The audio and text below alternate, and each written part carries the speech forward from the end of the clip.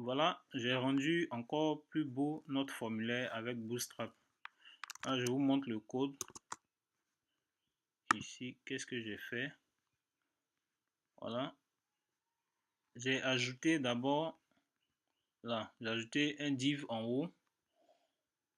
Ici, de classe call md4, call md offset 4. C'est-à-dire, j'ai pris ici, sur 4 colonnes, j'ai représenté le panel ici sur 4 colonnes. J'ai mis un espace à gauche et un espace à droite de 4, 4, de telle sorte à obtenir 12 colonnes. Maintenant, qu'est-ce que j'ai fait? J'ai ajouté ici, à forme groupe, j'ai ajouté là, dans le label, j'ai ajouté forme label et dans le input, j'ai ajouté forme contrôle.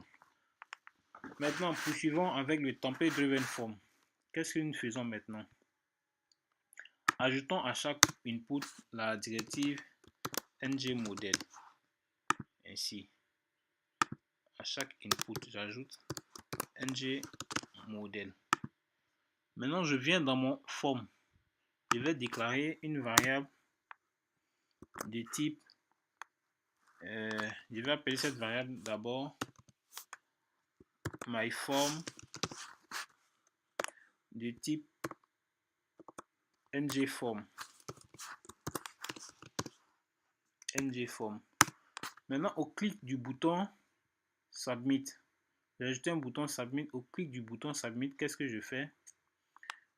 Je vais utiliser un événement ngSubmit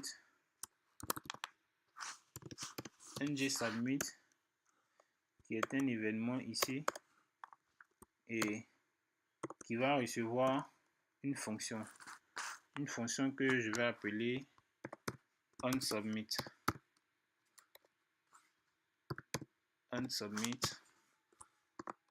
Et qui reçoit quoi en paramètre?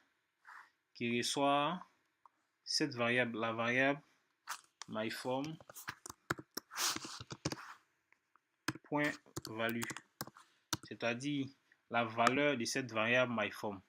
Cette variable myForm va contenir quoi? Le username ici et le password.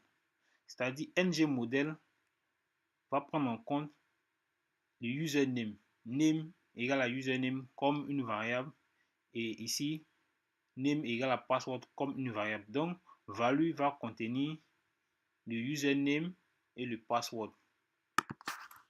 Maintenant que c'est fait, venons dans le component. On va déclarer cette fonction là, onSubmit.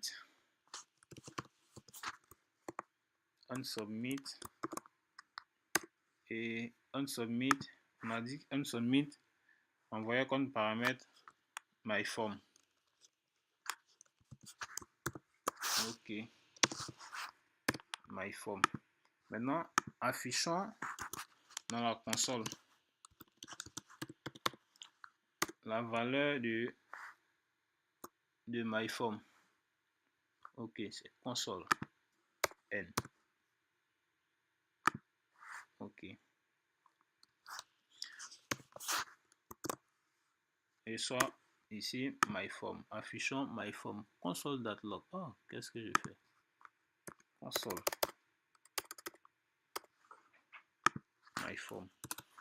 Ok, enregistrons et venons à la vue. Voyons ce que ça nous donne. Je mets ici Explain et bas. Bon, allons voir, allons inspecter directement. Voyons ce qui se passe dans la console. Quand je valide, voilà, c'est bien mis. Ça envoie bien, ça envoie bel et bien password et username. Voilà, je vais saisir autre chose encore. Mettons isl1. Mettons ici cool. Quand je valide, ça envoie bien isl1 et cool. Ok mes amis, ça sera tout pour le template driven form Après cela, nous allons apprendre par la suite le modèle Driven Form. Merci.